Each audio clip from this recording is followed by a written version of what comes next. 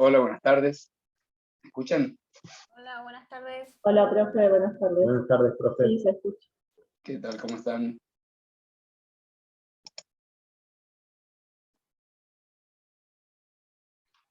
¿Me ¿Todo pueden ver bien, allí? profe? Sí. Bien. ¿No? Todo bien, sí, sí. ¿Todo bien usted? Bueno, bien, por suerte. Bien. ¿Cuántos hay? 19. No, 18, perdón. 18, porque yo estoy también conectado con el celular. Bueno, para hoy les dije que íbamos a ver un trabajo práctico nuevo, el trabajo práctico número 4. Bien. Bueno, les empiezo a explicar. Luego del trabajo, de la explicación de en qué consistió el accidente, le haré ver fotos y demás, les voy a subir todo el material al Classroom, con las consignas, las referencias de estudio, etc. Y luego voy a hacer algunos comentarios relacionados con las investigaciones de accidente. La idea es que en la medida que avanzamos realizando estas investigaciones de accidente, ustedes vayan entendiendo o interpretando cómo se aplican los conceptos teóricos de los temas que vimos. Llámese secuencia de la gestión de la acción de la prevención, secuencia en el sentido de foco, medio, persona, secuencia de los pasos, los 5 pasos, importancia de la investigación de accidentes, concepto de árbol de causas, concepto de matriz de riesgo, jerarquización de riesgo y referencias de criterios aplicables en prevención que yo les pongo en los casos especiales en que vamos tratando. Es decir, en cada caso yo les refiero notas técnicas de prevención, por ejemplo, que son documentación de origen español, que tiene la ventaja de estar en español, no es mucho lo que hay en español, y el Ministerio de Trabajo de España ha generado una cantidad, digamos, de materia, de normativa en materia de higiene y seguridad, que son de mucho valor. Acá les hago alguna referencia extra. Perdón, le hago una aclaración, hago un paréntesis. La idea de las clases es grabarlas, y tanto las clases anteriores como estas, casi todas, salvo que en alguna se dé alguna situación que no justifique, yo se las subo y considero que van a ser esas material, esos videos, una referencia de estudio muy importante. Creo que es una ventaja, ya se los dije, en el sentido que es más fácil que ustedes interpreten los temas explicados que si los envío a una referencia de estudio. Bien, bueno, entonces les decía que en esa idea estamos viendo los trabajos prácticos, y hoy les mencioné que íbamos a ver el trabajo práctico consistente en un accidente que ocurrió en una prensa. Les voy a hacer ver algunas fotos para explicarles de qué se trataba. Vamos a ver si se ve. Bueno, allí están viendo una foto, ¿no es cierto? Sí. Sí, profe. Bueno, les digo que aparte de considerar que los trabajos prácticos permiten que ustedes interpreten los contenidos teóricos en su aplicación, lo cual me parece de mucha importancia, también les sirve en el sentido de transferencia de experiencia, y que de alguna manera ustedes, por ahora en forma virtual, reconozcan o vean un poco cuáles son las situaciones que se dan en las empresas. Yo les dije que me tocaron muchas pericias, casi 300, por accidentes o enfermedades profesionales. Hay un ruido, hay un micrófono abierto. Hay un micrófono abierto. ¿Pueden verificar quién es el que tiene? ¿Se resolvió el problema? Perdón, fui yo lo pongo. Bueno, ¿se resolvió el problema? Sí. ¿Me están escuchando bien? Sí, profe. Bueno, continúo. Les pido por favor que estén atentos con respecto al micrófono, porque si no genera toda una distracción en la clase, un problema de muteo que ustedes tienen que manejar.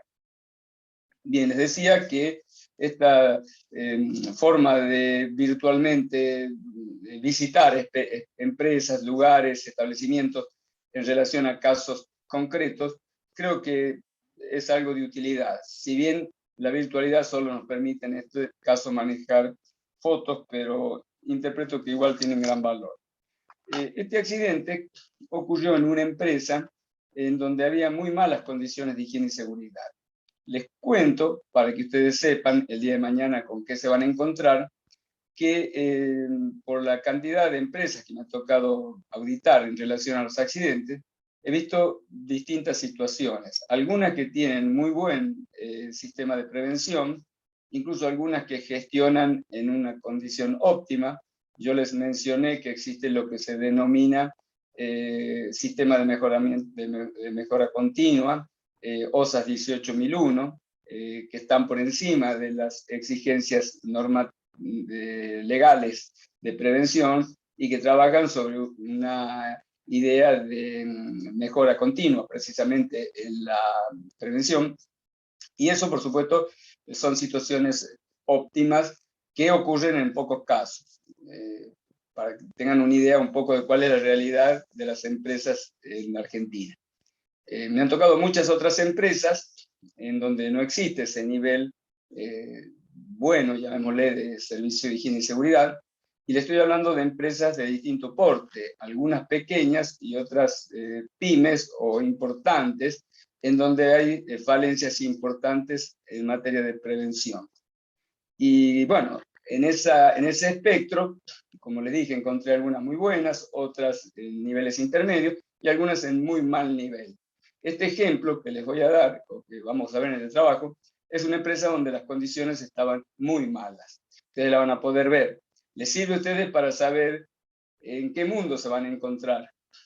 Tengan en cuenta que esto forma parte de la realidad. Este accidente ocurrió en el año 2013, pero bueno, es muy cercano en el tiempo y tengo la plena seguridad de que hoy siguen existiendo empresas en donde las condiciones son muy malas.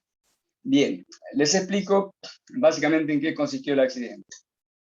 Esto que ustedes ven acá es una prensa. Esta prensa lo que hace, ya les voy a explicar cómo funciona, moldea con un sistema de émbolo y pistón unos bloques de aluminio fundido que luego de ser, digamos, generados esos bloques, se ponen en pallets y se comercializan. Para el trabajo, contaban con esta prensa que ustedes ven, la foto no es muy clara, pero sí pueden ver que hay mucho hollín, producto de lo cual la máquina está sucia, como ustedes ven, el suelo también. Y en esta prensa lo que ocurrió es que el operario, que realizaba una tarea que ahora ya les voy a explicar, tuvo un atrapamiento del brazo dentro de la prensa que le generó la pérdida del brazo izquierdo en forma completa, ¿no? Yo tuve que trabajar en este caso como perito de partes, es decir, no designado por el juez, sino por el abogado que me pidió que trabajara, con lo cual tuve que hablar con la persona que se accidentó, un muchacho joven de 21, 22 años creo. Y bueno, tuve el impacto enorme de lo que es ver en una persona de esa edad la pérdida del brazo. Realmente la persona sufrió una depresión, yo tuve que hablar mucho con él porque él me tuvo que explicar cómo fue el accidente para yo hacer mi dictamen pericial.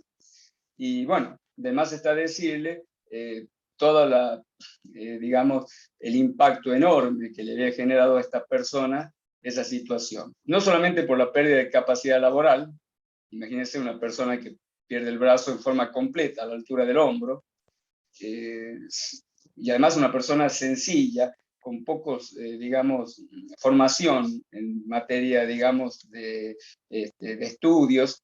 Por lo tanto, ya diría, su único medio de trabajo son sus manos, ¿no es cierto? Entonces eso le dimensiona cuánto le impacta laboralmente en el plano económico, por un lado. Y por otro lado, en el plano psicológico, en el aspecto de lo que se llama psicosocial, porque la persona se siente inútil, pierde lo que se llama la inserción social, porque el trabajo es, además de generar un recurso de vida, genera un ámbito de relación social necesaria. Entonces esta persona obviamente se sentía inútil en esa situación en la que quedó, y el impacto psicológico fue muy grande. Todo esto también se valora a la hora del juez, a la hora de producir lo que se llama el dictamen, y valora también el impacto psicológico en lo que se llama la discapacidad total integral, ¿no? Así que bueno, esto les cuento un poco para contextualizar y para que tomen dimensión de lo que son estas cosas, ¿no? A veces uno lo maneja simplemente como temas teóricos. Bueno, a mí me ha tocado hablar con esta persona, ver qué siente y demás, y realmente uno toma la dimensión de lo que puede ser algo mal hecho. Les cuento entonces un poco en qué consiste la tarea y cómo se produjo el accidente. Esta máquina que ustedes ven acá, que es de origen casero, primer aspecto, pueden ver ustedes las cañerías, las tuberías, son tuberías industriales de uso de gas y demás, por donde circulaba el fluido hidráulico, era una máquina hidráulica. Bueno, acá ven un indicador de presión, también están las palancas de la máquina. Es decir, fue una máquina bien hecha en cuanto a la parte ingenieril en relación a su capacidad de operación, ¿no? Pero al ser una máquina casera, no se hizo con los estándares de seguridad. Ese es el punto delicado. En el resto la máquina funcionaba muy bien. Bueno, a ver si les sigo explicando. En el interior de esta máquina hay no un cilindro, una sección cuadrada por donde se desplaza un émbolo, rectangular, perdón, por donde se desplaza un émbolo que hace que se conforme el bloque. Voy a ver si les comparto otra foto que les pueda dar mejor idea de lo que les comento.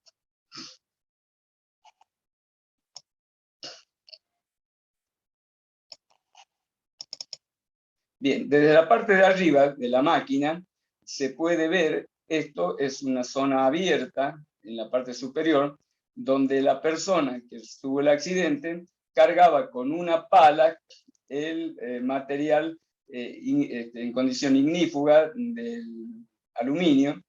El aluminio concretamente eran rollos de papel de aluminio que se colocaban en un horno que estaba muy cerca de allí.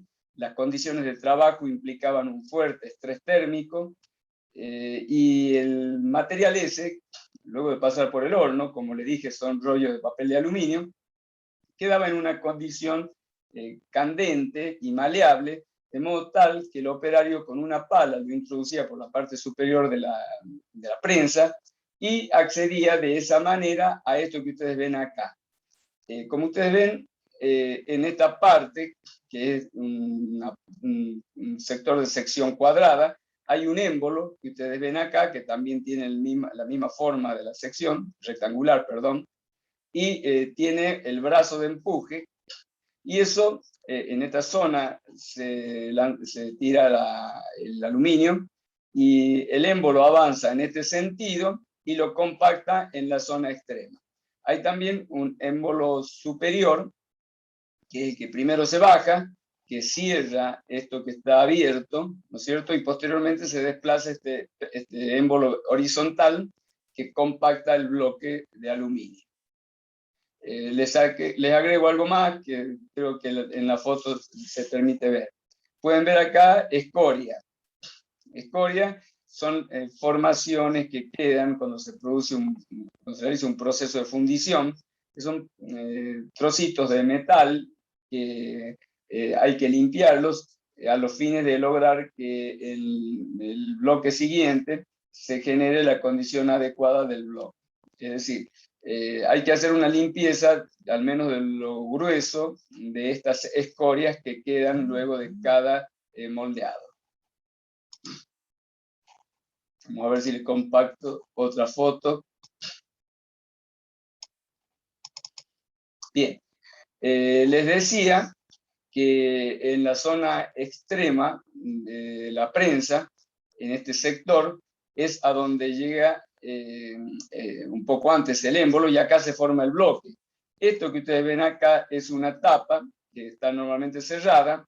Cuando se genera con presión la formación del bloque de aluminio, esta tapa se abre y luego con la misma prensa se la corre un poco más y se impulsa el bloque, se lo retira y se lo coloca en un pallet. ¿Se entendió más o menos todo esto? Sí, sí. Bien.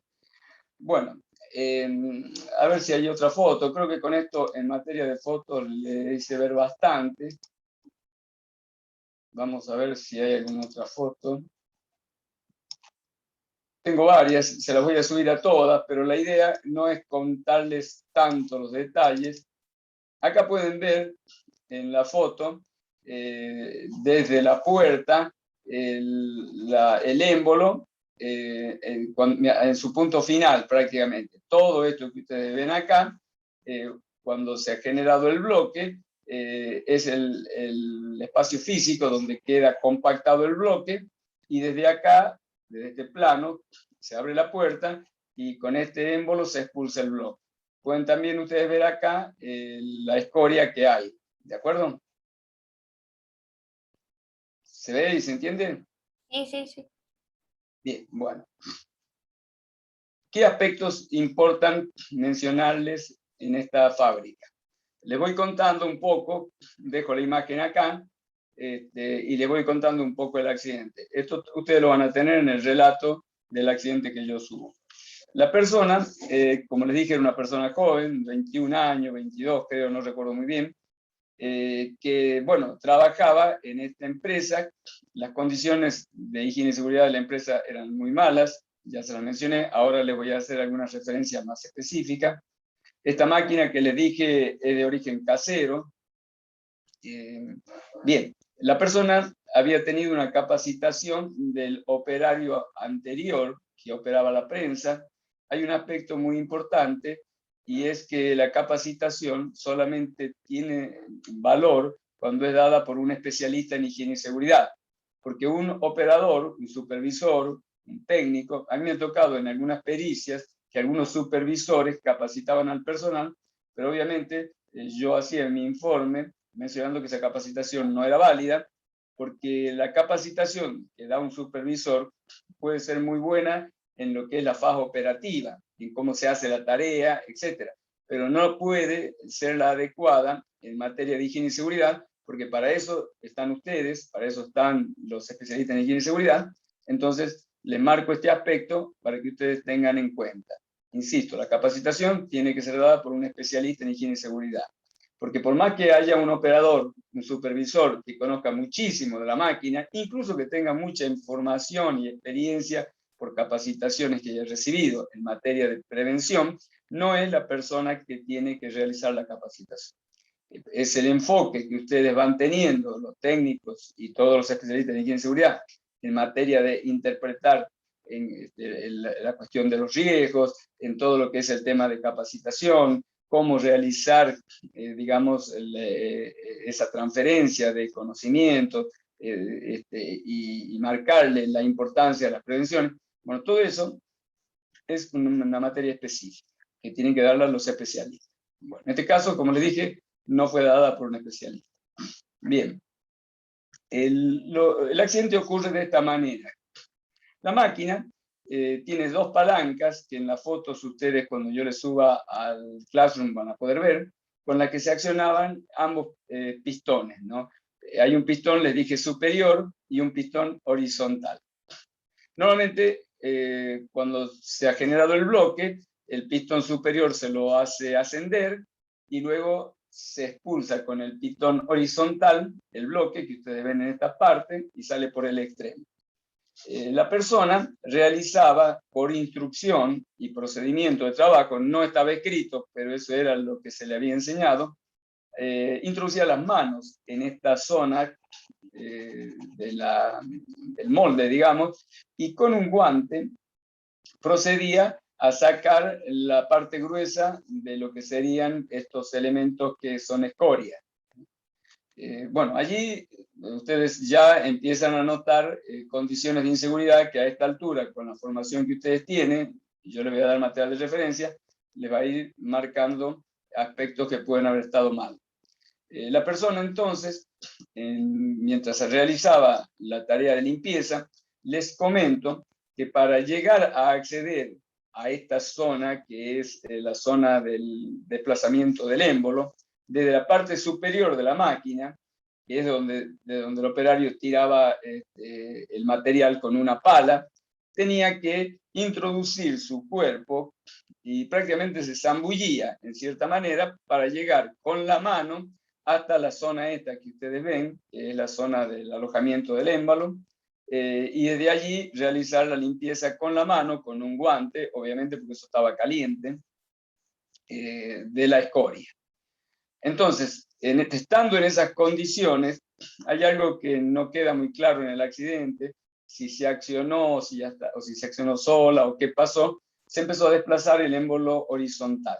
Este émbolo se desplaza a muy poca velocidad, ¿no? Es una característica en general de las prensas de alta, que realizan mucha presión, que se suele hacer con un desplazamiento lento. El desplazamiento ese, cuando este operario estaba introduciendo la mano para limpiar, se le traba la mano dentro del émbolo, en la zona, digamos, de limpieza.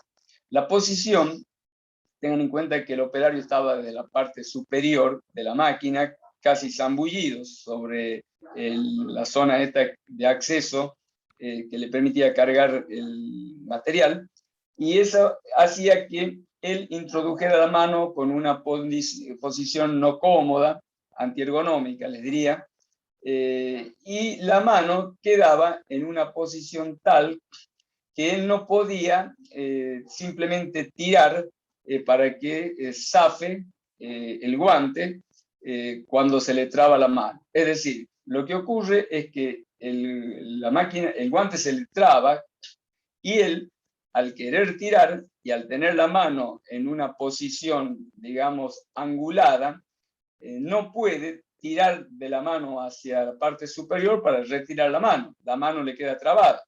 Entonces, no puede sacar la mano mientras el émbolo se desplazaba. En esas condiciones pide auxilio, no había nadie trabajando cerca. A posteriori de esto, él hacía esto con su mano izquierda.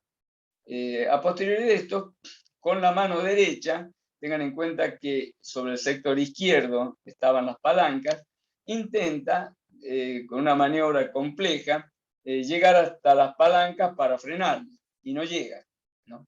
Así que bien, esas son las circunstancias, nadie podía llegar a acceder, no tenía forma de detener la prensa, no llegaba a las palancas, y bueno, el émbolo se desplaza, le impacta en la mano, le destroza prácticamente el brazo, se lo secciona, y bueno, queda el accidente así. Imagínense la situación. Bueno, todo esto está explicado en en la consigna del accidente. Si se corta, nos volvemos a conectar. Y el operario, en esas condiciones, cuando ocurre esto, bueno, es asistido, se intenta hacerle, reponerle el brazo, es decir, se lo lleva hasta un lugar a través de la ambulancia, que demora un tiempo importante en llegar. En definitiva, hay un tiempo de más o menos 5 horas entre que ocurre el accidente y que llega al centro de atención médica, en donde se intenta reimplantarle el brazo sin éxito. El brazo estaba un poco destrozado, había mucha suciedad, había transcurrido mucho tiempo, se han dado toda una serie de condiciones que hacían que la posibilidad de reimplantar el brazo no fuera, o no se concretara con éxito. Se intenta, se hace una operación, pero termina en un fracaso. Con lo cual le terminan amputando el brazo a la altura, como les dije, prácticamente del hombro. Bien, ¿hasta acá entendieron todo? Sí, profe. Sí, profe. Sí, sí. Bueno, muy bien. Todas estas explicaciones están puestas o van a ser puestas en las consignas. Yo le voy a dar un tiempo, ya voy a ver cuánto tiempo le voy a dar. Es probable que quizás por ahora no les diga, no va a ser una semana, mínimo van a ser 2, pero voy a ver. Por ahí les doy un poco más de tiempo, lo veo. Lo que me importa, como siempre les digo, es que ustedes hagan el trabajo, accedan a la normativa y apliquen sobre todo criterios. Fundamentalmente, obviamente, necesito que hagan el árbol de causas, ¿no es cierto? Y que hagan una apreciación de lo que es la matriz de riesgo. En la investigación de accidentes, yo ya les voy a comentar, es de muchísima importancia el árbol de causas. La matriz de riesgo a veces suele no quedar en forma escrita, eso suele en los procesos en donde se aplica el concepto de matriz de riesgo, a veces no se lo materializa en un gráfico como ustedes lo ven y como yo se los di, porque en la medida en que se tiene experiencia, uno puede aplicar el concepto de matriz de riesgo sin necesidad de documentarlo. Pero el árbol de causas sí es importante documentarlo, porque si no, nos quedamos con causas en el aire que pueden no haber sido adecuadamente individualizadas. La graficación del árbol de causas permite con claridad entender si se ha hecho o no un buen trabajo y de qué manera se considera cada uno de los aspectos que son causales. Recuerden que hay causas determinantes y causas contribuyentes, ¿de acuerdo? No siempre los accidentes son por una sola causa, normalmente son multicausales. Lo importante, como digo, es distinguir esas causas y después verificar qué importancia relativa tienen una con respecto a otra, y normalmente existen una o más de una causas determinantes, que se las debe distinguir de otras que contribuyen pero que no son determinantes. Bien. Entonces, esto es un poco la tarea que ustedes tienen que hacer. La idea es que trabajen en grupo, que interactúen entre ustedes y que, bueno, esto les sirva para entender e interpretar qué es o cómo se hace un árbol de causas, que eso es importante y que, como les decía, permite que al concepto teórico de árbol de causas ustedes en casos concretos lo apliquen y realmente la puedan entender y manejar como herramienta concreta, no como algo teórico abstracto que después no les sirve en la práctica. Así que parte del objetivo de los trabajos prácticos es eso, ¿no? Bueno, les cuento algo más. Les dije que las condiciones de trabajo eran malas, les hablé de que había mucho hollín.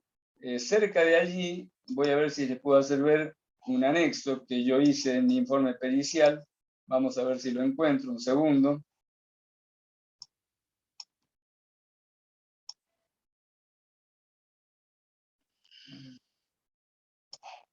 Bien, acá tienen el anexo. Ustedes pueden ver que les había mencionado que la materia prima eran rollos de papel de aluminio que se colocaban dentro de un horno a gas.